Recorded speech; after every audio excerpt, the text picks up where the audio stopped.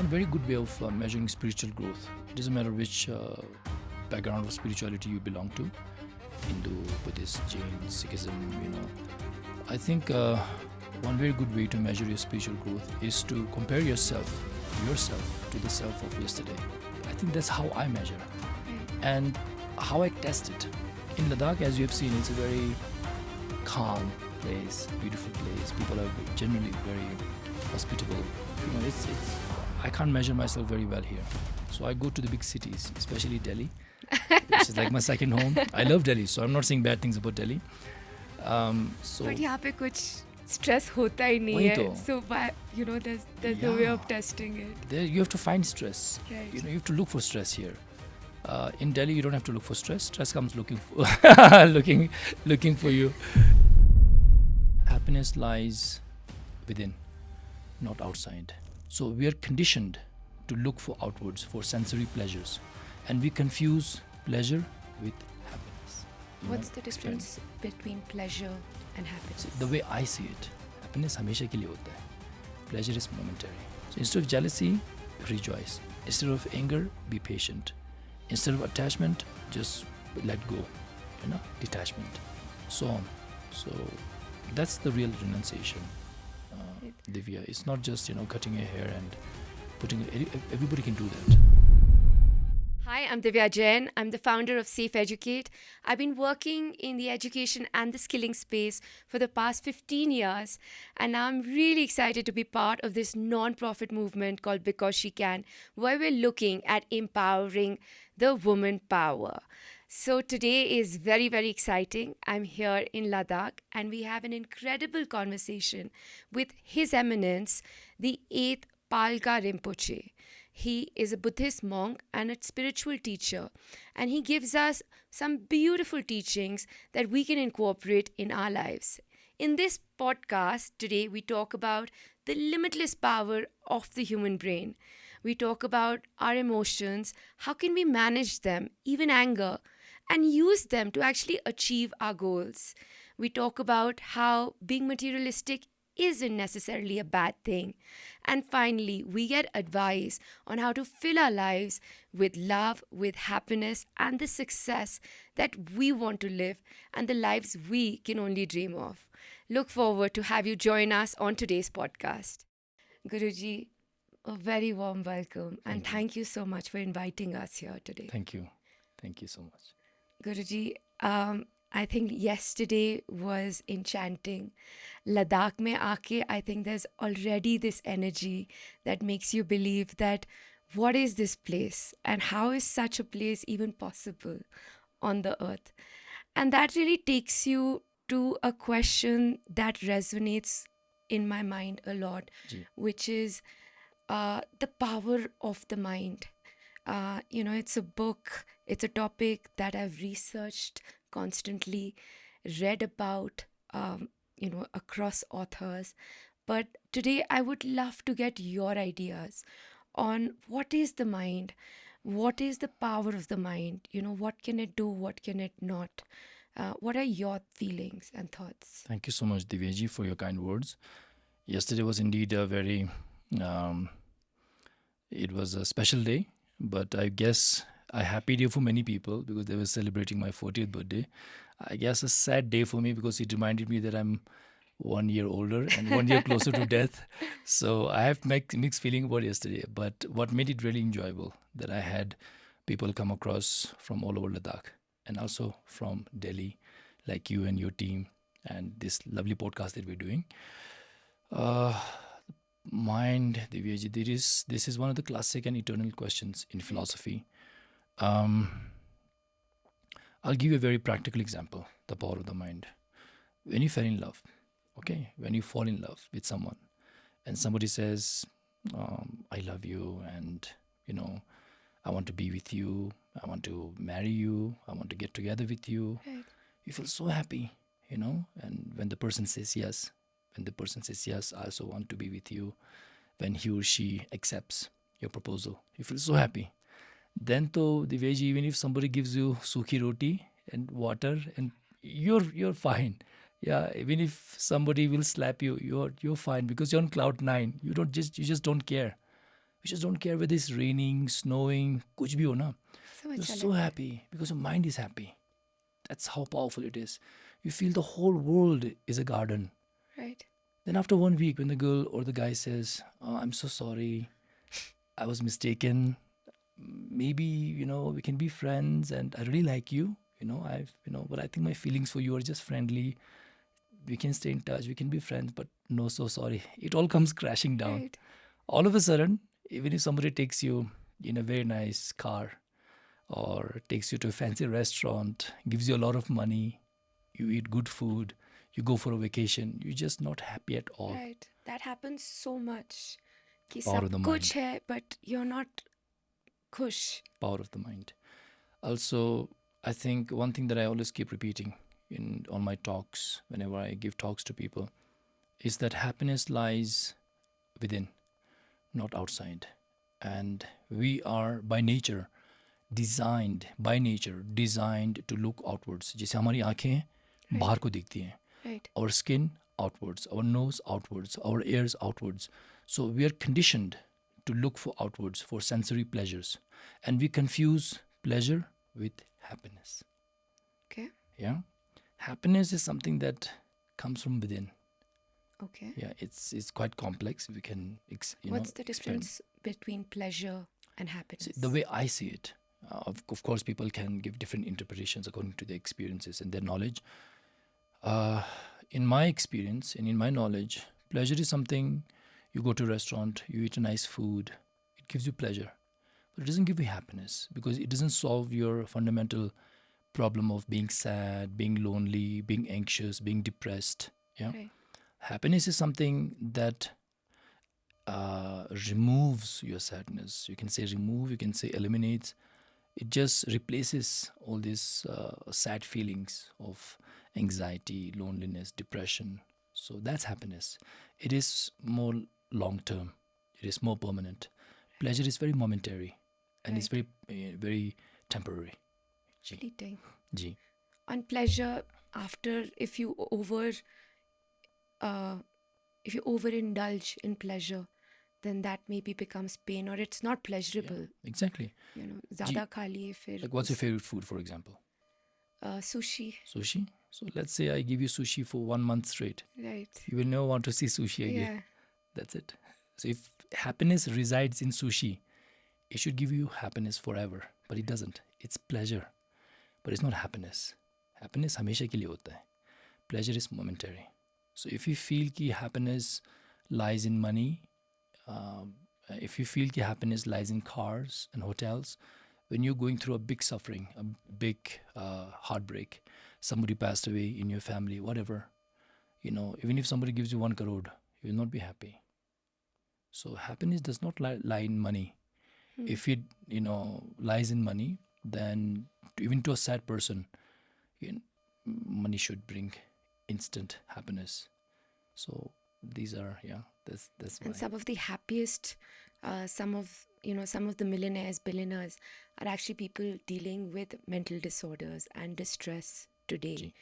So which brings again कि mind की क्या limitations है, and how do we really, where is the mind limited, and how can we increase the capabilities of the mind? I think mind is actually limitless. One personal example for you would be back in 2012. You see this belt that I'm wearing? Yes. Yeah, so this is what we call a yogic belt, a meditation belt. And this is given by our guru, His Holiness, the 12th Gelong Rupa, who's my root guru. In our lineage, we practice what we call the 6 yogas of Naropa. And they are very secretive, powerful practices. Among one of them is Kundalini practice, Kundalini fire. And what we do is the coldest day of the year, mid-January in Ladakh. I'm not talking in Delhi or Mumbai. No. It was cold today. Yeah? Yesterday. Okay, so next time I'll And invite we're you. in June. Yeah, we're in June. Today is June 29th. January, like the coldest day, usually mid-January. And in the night, 11 p.m., we, in a group, we go out in the mountains. After preparing for a month, we go out in a group just wearing this belt and a thin robe and just one underwear. We go out in the mountains at a high altitude where the temperature must be easily 30 to 35, minus 35 degrees, like freezing cold. Then we sit in meditation until 7 a.m. So we meditate throughout the night. In the cold, Yeah. in the freezing. And just focusing on your visualization, just on the power of your faith, your trust in your guru, the blessing of the lineage, the teachings. So basically using your mind as the source of your power. And you sit in meditation and you not only not die, but your actually body, heats up and you start steaming. Wow. So that's the power of the mind that I've seen myself with my own eyes. And I'm a modern person and I'm not very superstitious. I like to believe what I see. And this I've felt myself, I've done myself with my colleagues.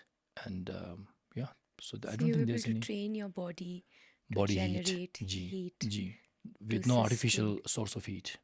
So no chili, no heater, no kambal, nothing, no sauna. It's just internal kundalini heat coming from your body. And this is an ancient Buddhist teaching and tradition. I think this is an ancient Indian practice. I think they do it across Hinduism and Buddhism. So in Buddhism, at least I know that they've been doing it for centuries, since the times of Tilopa and Naropa, great masters of the past. And the tradition still exists. Yeah. So there's Wim Hof, who's very, very famous in the West.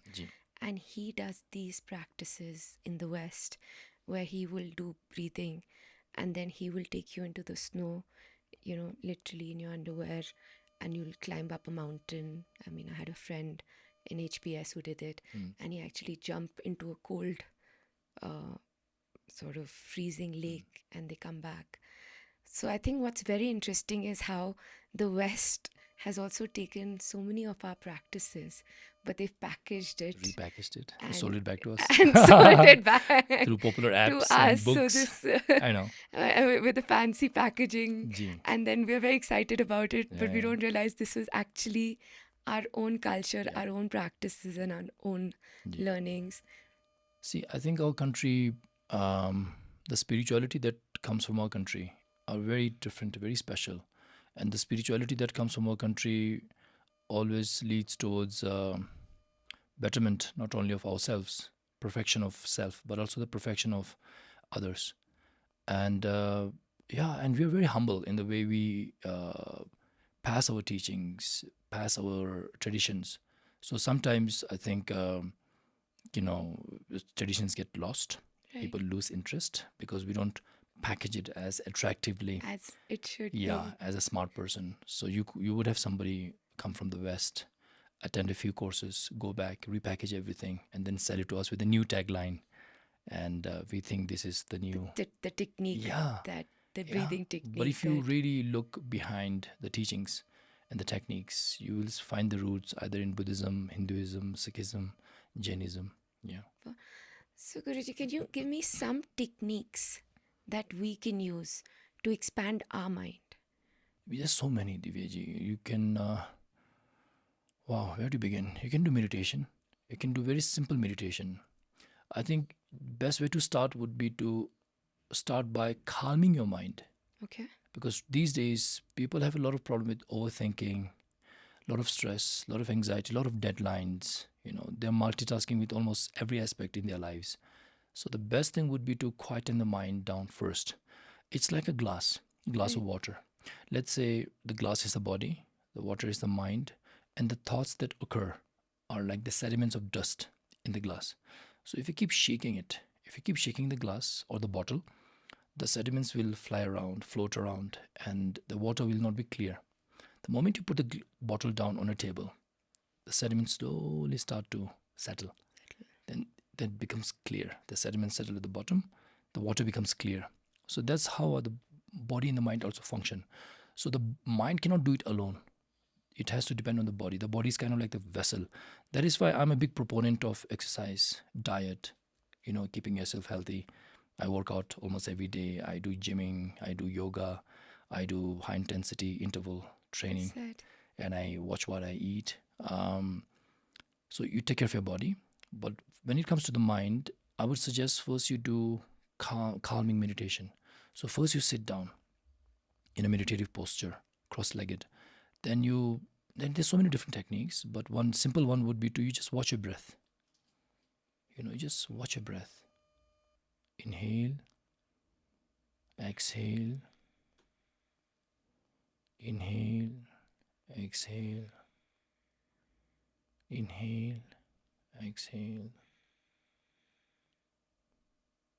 Very simple. You watch your breath. Yeah. So what this does to you is that, and the mind will get distracted with the sound of, I don't know, somebody walking around, cars. When you realize that your mind has been distracted, bring it back to the breath. Again, focus on the breath, watch the breath, be with the breath.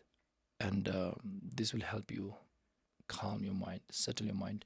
And this is a technique you can do while you're driving. When I'm working out, what I do is I don't talk to anyone, because you end up talking for 10 minutes and your body really cools down. So I don't talk to anyone.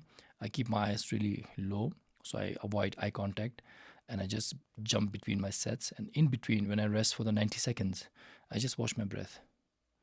That brings down, the body recovers more, faster, even within those 90 seconds. Your heart rate Because you're decreases. breathing. Yeah, because you're calming your mind, the body also relaxes.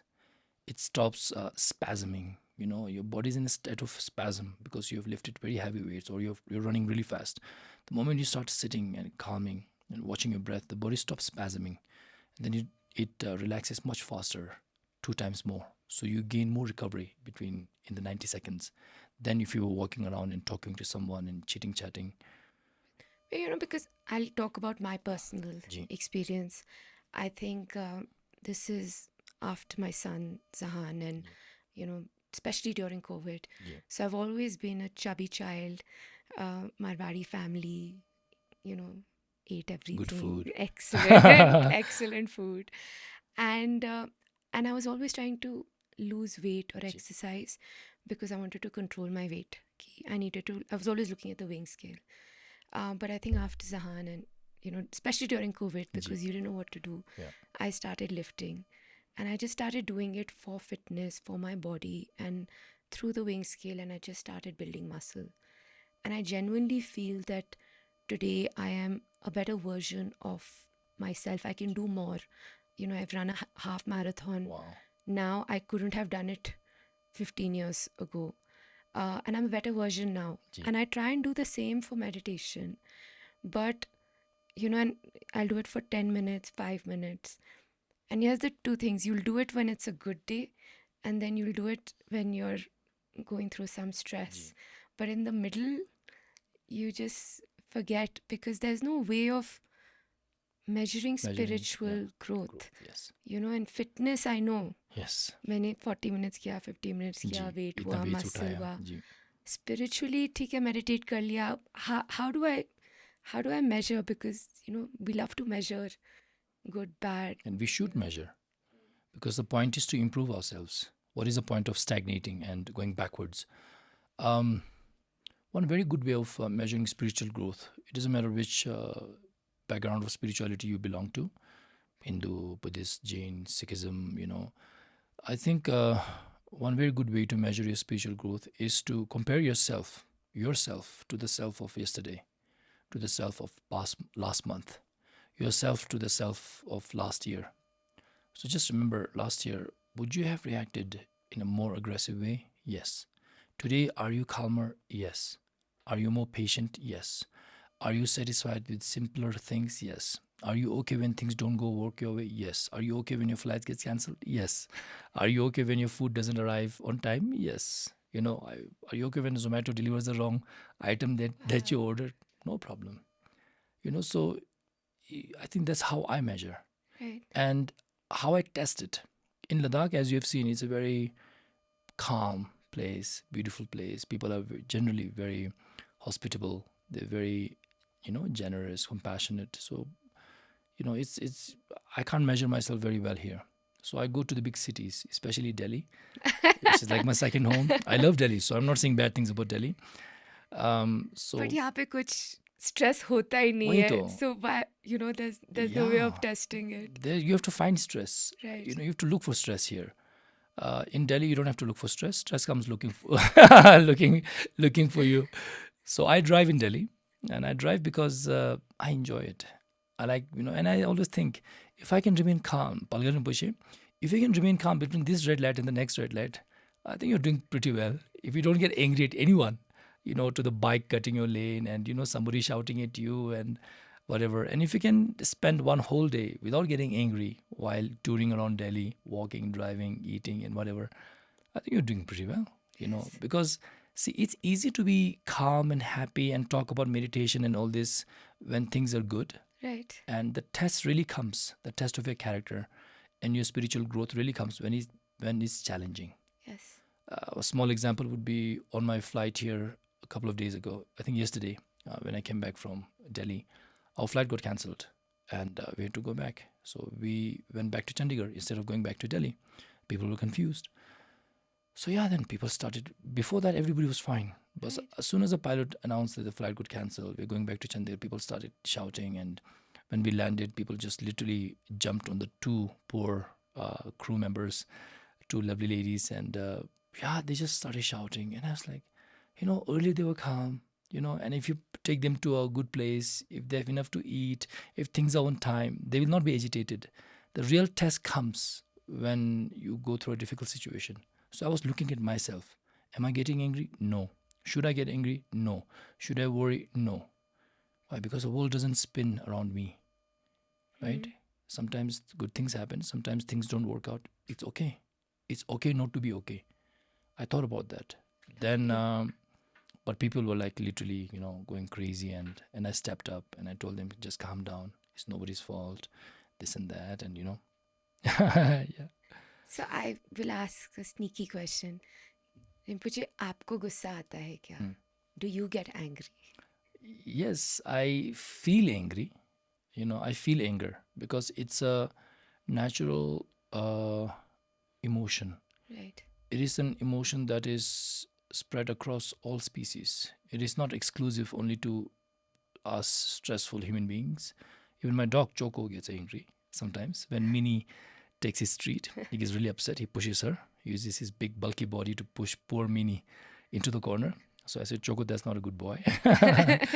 I do, get the emotion of anger. But I feel it's like the clouds, Divyaji. Like when in monsoon, Right. the clouds hover in the sky and they don't go away Right. for many days. Right. So that's how a normally angry person feels like. The space of the consciousness is filled with the clouds of anger, and it doesn't go away, and it rains a lot. It makes everybody very miserable. With me, I used to be short-tempered when I was younger, because I had a very difficult childhood. Now I feel like there are some clouds, but it's very thin, and it blows away immediately. But there are some clouds, but I don't let it hover for too long. And when anger appears, I watch it, and I let it stay, and I let it go. I don't act upon it. I don't let it use me. I don't let it, take form. I don't let it become verbalized. I don't let it come out in the form of action. So I just let it be. I watch it. I look at it. Oh, that's anger. It's very interesting, very powerful, hot, burning. So inside I can feel two voices. My ego telling me, punch him, respond. Yeah. Otherwise you're a chicken. And then my consciousness telling me, no, just relax. This is not good. It's going to go away. Yeah. So I rest for a few minutes. It goes away. And then I'm like, so. So yeah, you can. That is amazing. Rinpoche, like anger, there are so many negative emotions that we encounter, and you spoke about it. And that could be stress, that could be anxiety, that could be overthinking, that could be just jealousy, envy. And what happens is कि हमारी life में कुछ खराब हो जाता है, something negative happens, work doesn't go well, someone yells at us, कोई relationship break हो जाती है, and वो एक negative spiral में हम चले जाते हैं. And then you don't know And of course, these are these emotions who are, controlling you. Ji. And you're in the spiral and you're just They're going. powerful also. And they're very powerful. तो आप उसी, चक्रव्यूह में फंसे रहते हो. So, इसमें कैसे निकलें? और at this point, how do you transform yourself? Like, कैसे उसमें channelize करें इन emotions को positivity की तरफ? There are so many ways to answer this. I'll try my best. I'll give personal example. So when I was young, I was at the age of 1. Guruji recognized me as a reincarnation of the previous Palga Rinpoche. And when I was 8, he enthroned me, sent me to the monastery. I went through a very difficult training program. And 8, you were taken away from your my mother, from my father, from my sister. From your sister, Yeah. and in a monastery. To a different state, Himachal, Wow. in a small village, Rivalsar, where my monastery is, Zigargumpa. And my teacher was from Tibet, very harsh, very rough. And he disciplined me, and I was quite naughty also. So he disciplined me in a very difficult way. So I would wake up at 5, I would have to read scriptures, I would have to study, meditate until at least 6-7 p.m., until dinner. Din mein thoda sa gap. So I had a lot of anger issues because I couldn't understand why it was happening to me. I was 8 years old. For God's sake, that's a very small child. And I couldn't understand why this was happening. I was so frustrated. I was so jealous of the monks playing outside. Really, when I used to look outside the window, they're playing cricket, they're playing pittu, they're playing football. I'm like, oh, wo out ho, tum cheating kar rahe ho. So I would just, be reading my Lekin aap scriptures. Rinpoche hain, you are the precious one. Yeah. You have the responsibility. Gee, so I was, I had a much tougher bringing up than normal monks. They were more free because more is expected from me. So I was jealous of the monks. I was angry at my teacher. And anything that people would offer me, I was very greedy because I had almost nothing. I was very selfish. And I was quite ignorant of the fact that this is for my own good. My teacher, he doesn't hate me. He loves me and he wants me to become a responsible guru. He doesn't want me to waste my opportunity, waste the blessings of my guru and, the duties that I have to perform. So I couldn't understand that. Now I understand it when I can sit down for 12 hours straight. So I did have these kind of anger issues, depression, anxiety when I was young. How I overcame them, I think when I was young, obviously it's difficult to channelize things. So I just read a lot. So my thinking was, okay, I have this weird thinking. So I thought he's making me read. This is causing me suffering. I'm going to read even more. And I'm not going to read the text only. I'm going to read English. I'm going to read Hindi. I'm going to read whatever I can find. So I knew a little bit of English, a little bit of Hindi. I'd been to school until 2nd grade. We read a few books. So I read a lot of Tintin comics, Asterix comics. That's where I learned my English from. And Hindi comics, Chacha Chaudhary, Amar Chitr Katha, Bankelal, Super Commando Dhruv. Wow, so those were your teachers. Yeah, those were my Hindi teachers, yeah. तो वहीं से हिंदी थोड़ी सी सीख ली और English भी सीख ली. So I used so even many years later, I had some issues, and the way I channelized my anger was I put into my fitness. Instead of blaming somebody else, that's how I do it. So next time if I feel very frustrated, if there's nothing that I can do, maybe I'll just keep writing. I don't know. Right. Maybe I'll just run. I'll do something that I will emerge stronger than before. Right. So that's my thinking. Maybe everybody can try to find something that they can, channelize their frustration into. Don't just sit down and be miserable because it's going to consume you. And if you do something productive, it is going to empower you because it's a very powerful energy. So that's why anger, attachment, etc., we don't really look at it in a good or bad way. We see them for what they are. They are powerful emotions. And if you can channelize them to improve yourself, you can become enlightened faster. You can lift more weights. You can be more disciplined with your food. Really, they can be very strong motivators. So you have to find your own way of channelizing these negative emotions. So you could actually take something that's very negative. You could actually take a tragedy and use it for the positive in your life and, the way you want to. Yeah, and emerge stronger. Yeah.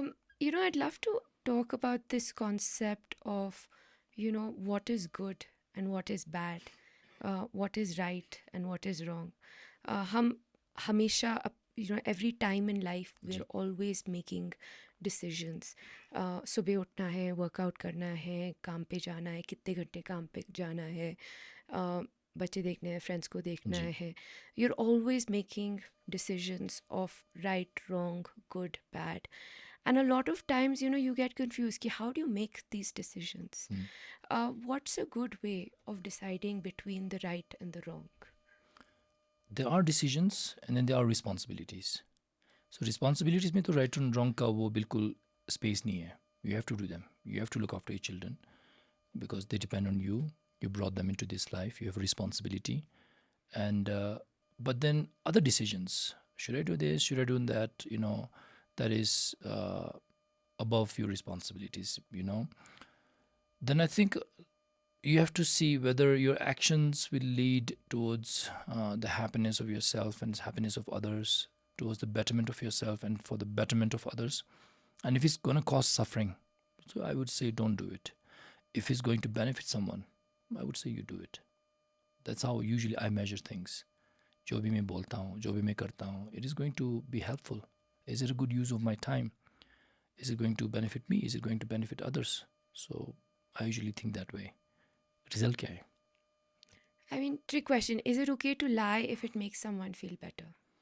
I would say yes. So in Buddhism, even though the Buddha said that, lying is not good and killing is not good, etc., etc., Buddha himself killed somebody when he was on the path.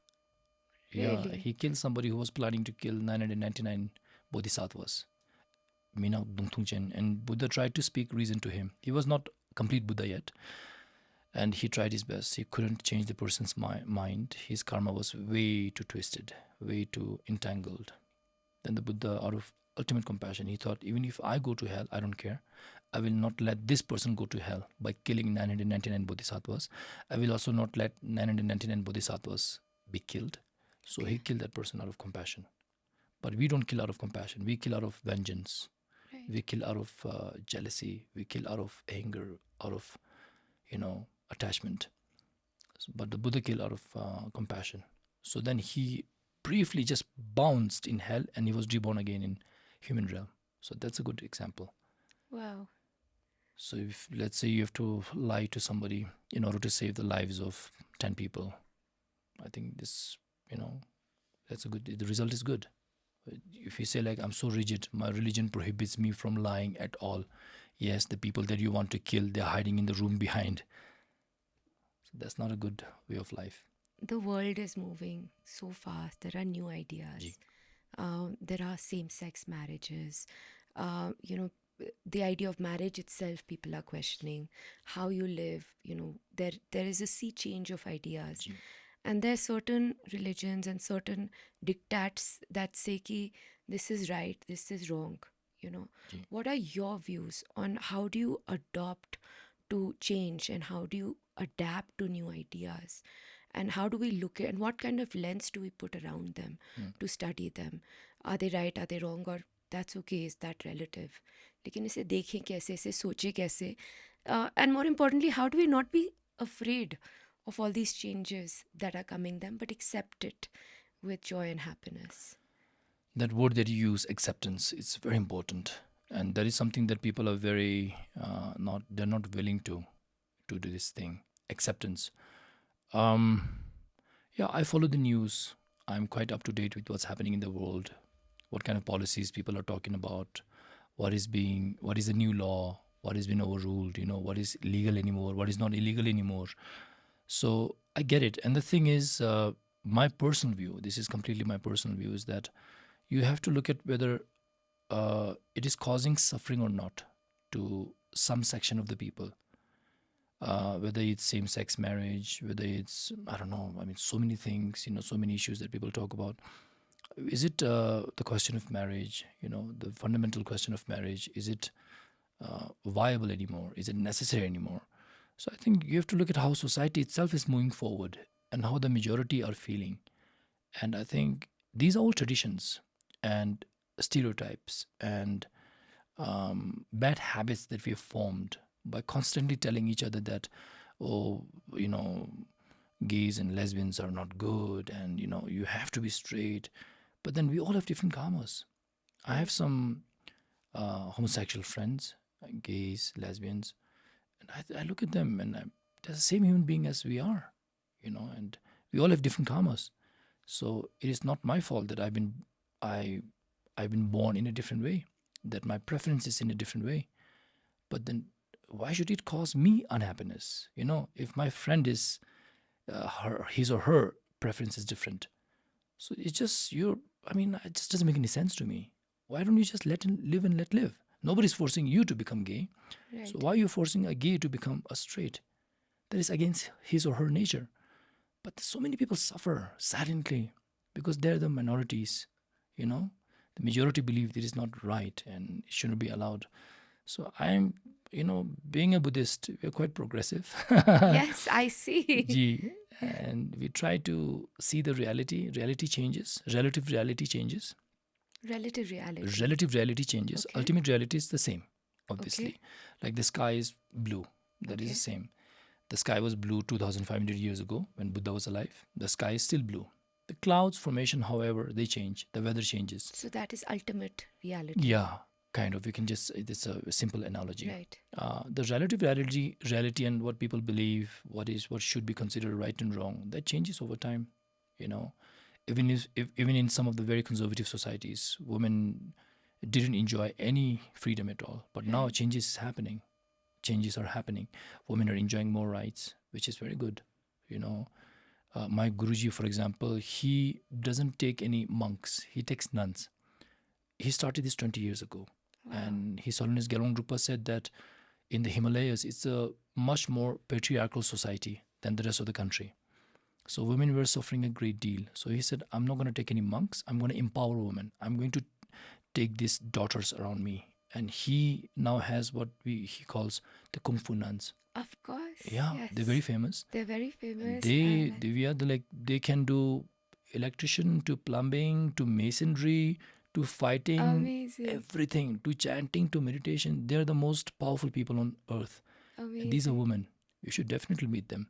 I would love to. And so that's a great inspiration for us, for his followers. Of moving forward and embracing change. I think for us, for you to be having this conversation with me on Instagram, of knowing that, you're so much into fitness, there is a connect that makes me believe that, if Rinpoche can do this, and if he's saying this, then maybe even I have a chance, even I can follow it and transform myself and my life. मैं वही कहता हूँ ना लोगों से.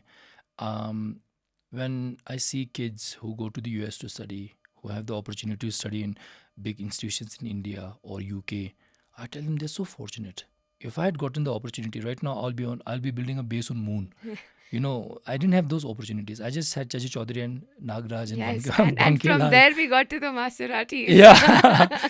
So I think people are not very grateful sometimes, and they take things for granted. I don't think you should take things for granted. That's one of the reasons why I post my workout videos and photos on Instagram, not to show off. I really don't like to show off. The purpose is to inspire people that me, a reincarnation, a guru, whatever you want to call it, who lives in the Himalayas, who teaches and travels, who goes to all the remote villages of Ladakh and to all the remote cities and villages of our nation, who's always busy. If he can find time, 2 hours a day, whether every it's day. like my sister told yesterday. Yeah, at 11 o'clock after traveling for 9 hours, you will still come back and you 11 will go p.m. I'd work out until 12:31 a.m. And your dumbbells will travel with you to your remote That's one villages. condition, you can invite me anywhere, my dumbbells come with me. I love that. So I find time is always there. We say कि time नहीं है, time है.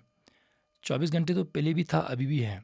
But you have to find time. So I find time for my workouts. So after this podcast, I'm going to go straight to my gym. I'm going to work out. I love that. I'll join you.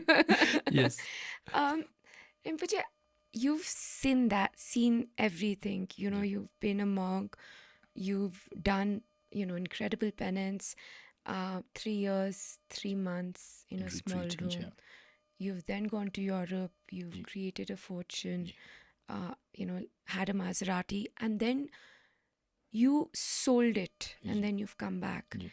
And now my question is, I mean, is materialism bad? You know, is it bad to wear fancy clothes, earn money, want to earn money, you know, have that successful business, that Birkin bag? How do you, it's a dichotomy Ji. in both places. How do you manage that? And how do you think about that? Your questions are very relatable. They're very intelligent, and they're very modern, and they're exactly the questions that people ask a lot. So I don't think materialism itself is bad. Purane zamane mein bhi there was materialism. People used to own things, mahals, ghode, camels, I don't know what not, tigers. They had their own zoos, they had slaves, they had everything. So there was materialism then. There is still now.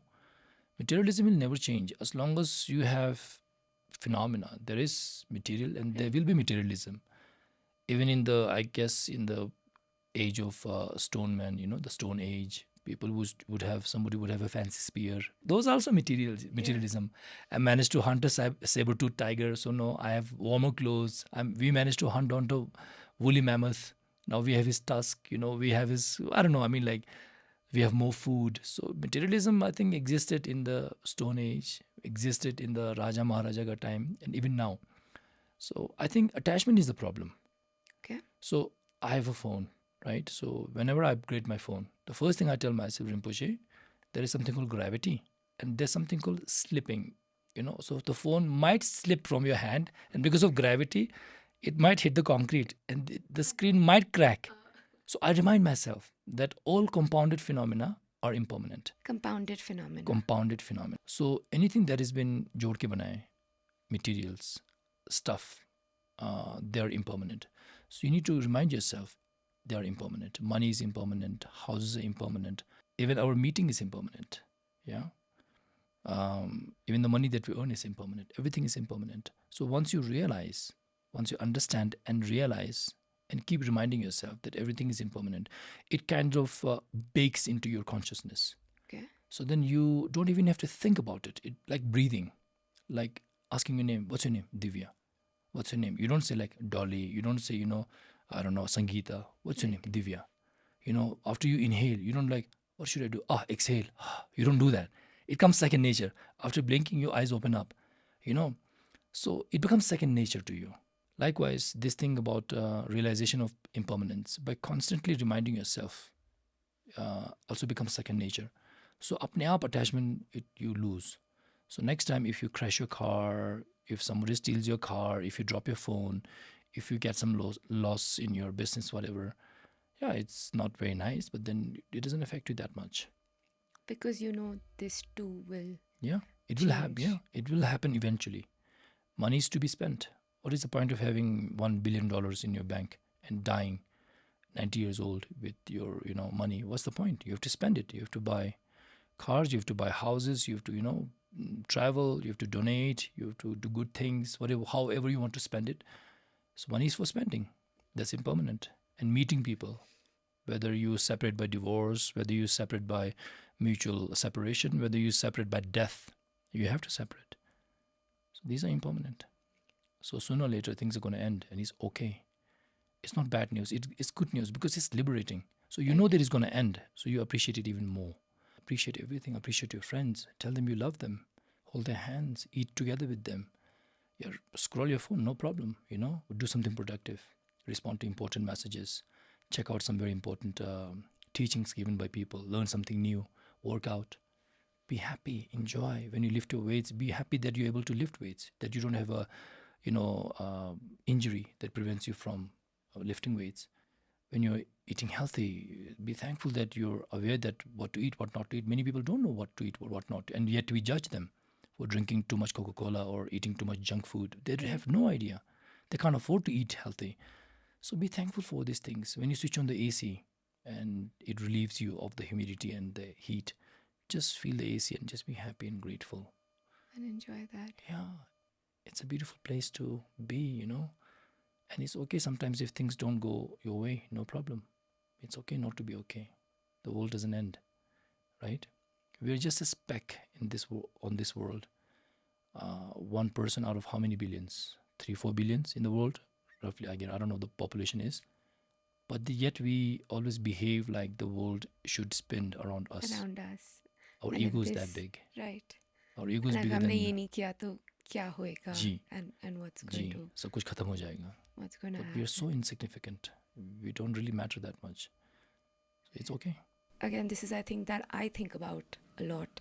Why we do certain things, why we are in a certain place, why am I shooting this podcast, Ji. why am I running a particular business, ji. and in this realm of reality, relative, and existential, I'd love an answer to destiny versus free will. Okay. Right, so how much of it is destined, ki this was the dream, this is what was supposed to happen, and how much of it is something that you are controlling, and what do you control and what just happens to you, So from a Buddhist perspective, whatever has happened until now is because of your past karma. Yeah, not only of your past life, but past lives.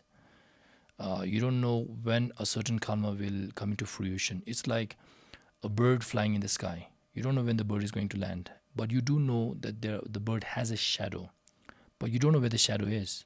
You see the bird, right? But you don't know where the shadow is, and you don't know what time the bird is going to land and when it's going to land. But when the bird lands, you say like, aha, the bird landed at 12 p.m., 1 p.m. at Naljuling in Ladakh. Yeah, the bird does have a shadow. They touched. So we don't know when certain karmas will come into fruition. Only an enlightened being can know that. So whatever has happened until now, you've done a lot of things in the past. You've sown a lot of seeds, and you don't know which seeds will sprout when. Yeah. So whatever has happened until now is because of your past karma. What is going to happen henceforth? It depends on your present karma or present actions. That's where the teachings of morality, ethics, compassion, love, they really help, because they teach you how to accumulate good karma, not only for Buddhahood, but also for this life, for the sake of your business, for the sake of your children, for the sake of your health. Yeah. So that will be my answer. And in Buddhism, I don't know if you really believe in destiny, like you're destined to do that. You can change your destiny. You can change your karma also. So the way I see it is that, let's say you're suffering a lot, right? It basically means that you have accumulated bad karma from the past. Because if you accumulate good karma, you enjoy happiness. If you do bad karma, you suffer pain. There is a direct correlation. So if you realize that you're suffering a great deal, you can actually change it. So it's not destiny. Destiny is something you cannot change. But karma is malleable. It can be changed. And you can also cleanse your bad karma. It is like sowing seeds. Let's say you have seeds for flowers and seeds for cactus. And you've thrown a lot of seeds. Flower ka seed, cactus ka seed. Now, obviously, you don't want cactus. They're painful, right? But you would much rather like some flowers. So you have thrown a lot of seeds in the past. In this life and henceforth, if you continue to do bad things, if you continue to cause harm to others, it is like putting a rock on all the flower seeds and watering the cactuses. So you're encouraging the cactus to grow and discouraging the beautiful flowers to not grow. Okay? But if you continue to do good things in this life, it's like putting a rock onto the cactus seeds and watering the flower seeds. So only flowers will sprout until the cactus seeds are rotten and they don't exist anymore. So karma can be cleansed. Karma can be changed. So good karma you do, so certain ways of cleansing karma and getting good karma is to do good things. Yeah, it is so many ways. You can be generous, help people. You can be kind to animals, help animals. You can Be do vegetarian. so much. Yeah, become vegetarian.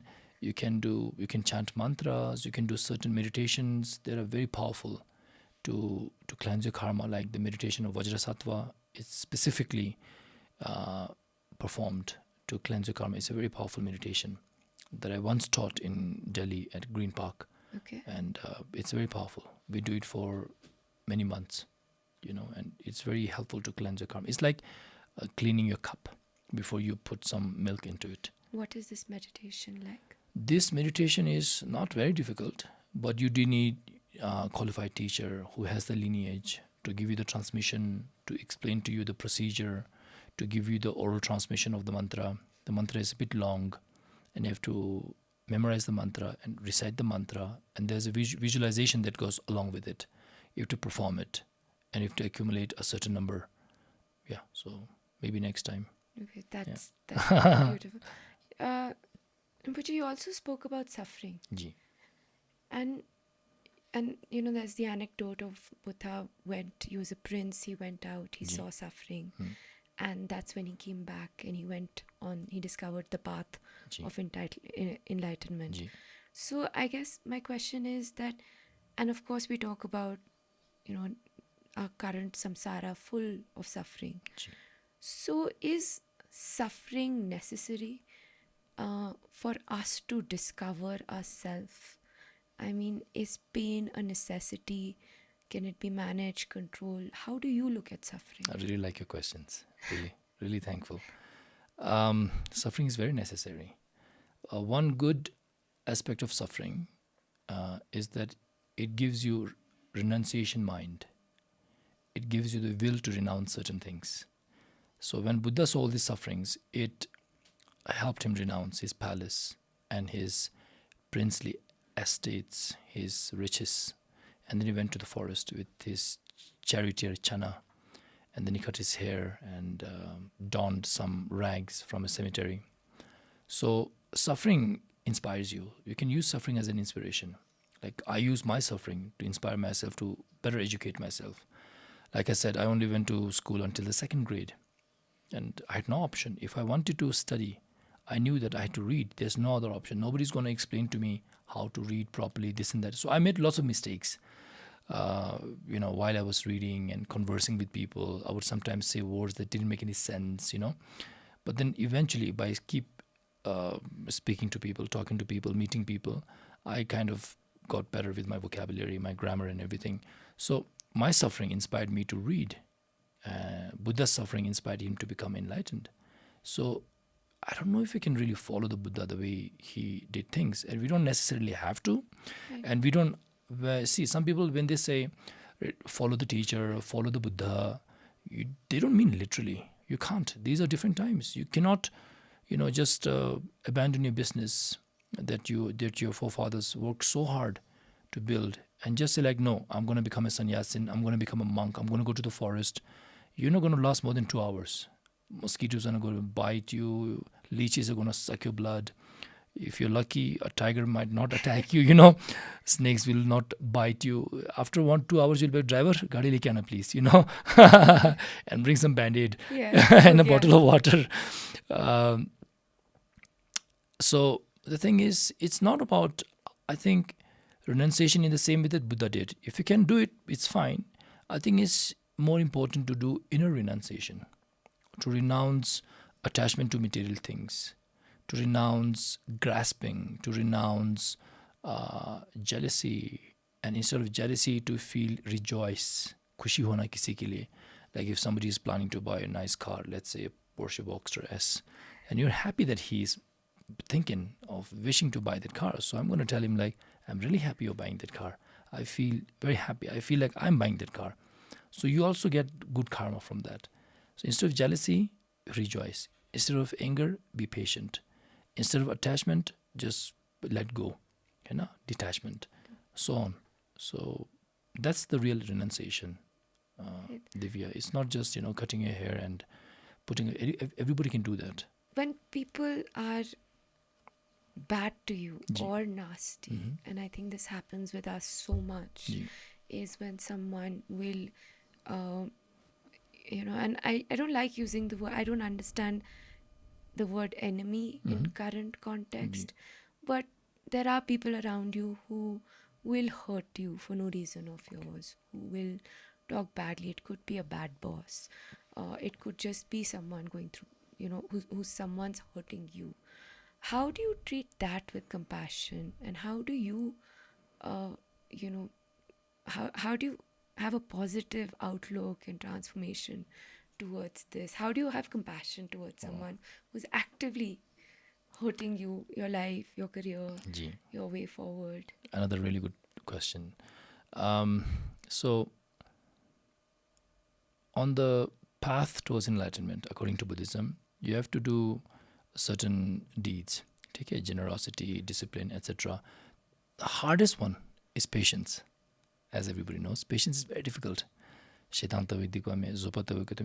there is no worse sin than anger. There is no harder merit than patience. Patience is very hard. So, how do you practice patience? For example, you practice patience towards somebody whom you have never hurt before, who is hurting you for no reason, for no apparent reason. Obviously, you have started a cycle in your past life. So you are reaping, the results of your own bad karma. That is the philosophy behind it. That is the reason behind it.